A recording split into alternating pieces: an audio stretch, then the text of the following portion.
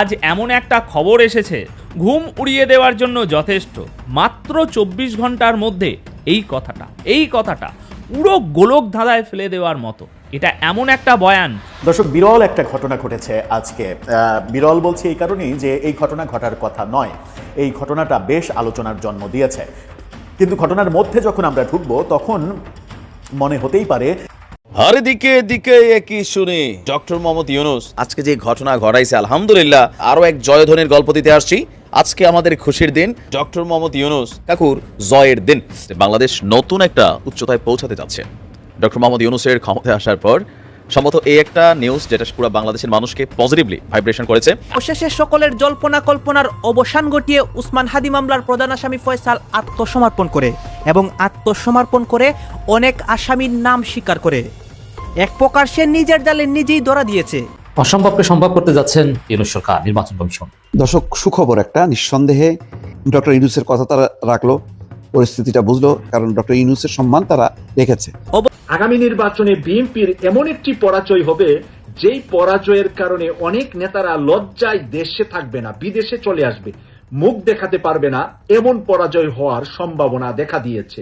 কেন দেখা দিয়েছে?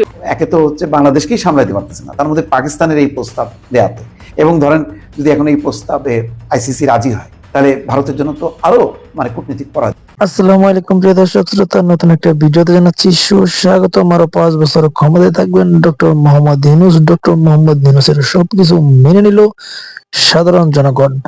এবার কিন্তু ভারতের ধুতিগুলোর অবস্থা করে ফেলেছে ডক্টর মোহাম্মদ ইউনূস। অপরদিকে ক্রিকেট খেলাকে কেন্দ্র করে কিন্তু ভারতের উপর নিষেধাজ্ঞা চলে আসতে পারে, এমনটা জানিয়েছে আইসিসি প্রধান।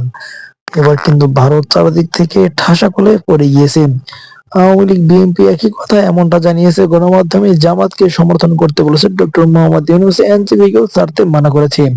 প্রিয় দর্শক বন্ধুরা, ডক্টর মোহাম্মদ ইউনূস কিন্তু ভয়ঙ্কর কিছু তথ্য নিয়ে আপনাদের মাঝে হাজির হয়েছে। আজকের এই ভিডিওটি সম্পূর্ণ দেখবেন, স্কিপ করবেন না। যারা 1 থেকে 2 মিনিটের ভিতরে লাইভ নিউজ দেখতে ভালোবাসেন, চ্যানেলটি সাবস্ক্রাইব করে পাশে থাকে বেল আইকনটি বাজিয়ে রাখবেন। আপনারা সকলে অবগত রয়েছেন, গত ফেব্রুয়ারি 12 তারিখে কিন্তু নির্বাচন দেওয়ার কথা, কিন্তু নির্বাচনটি নাও হতে পারে এমনটা আশা দিয়ে কথা বলছে ডক্টর মোহাম্মদ ইউনূস। যদি সাধারণ জনগণ চায় ডক্টর মোহাম্মদ ইউনূস 3 থেকে 5টি বছর ক্ষমতায় থাকবে, নির্বাচন দেবে না। আপনাদের কি মনে হচ্ছে, যদি ডক্টর মোহাম্মদ ইউনূস আরো 5টি বছর ক্ষমতায় থাকে তাহলে বাংলাদেশের মানুষ তাকে কিভাবে গ্রহণ করবে বলে আপনার মনে হচ্ছে? অবশ্যই কমেন্ট করবেন।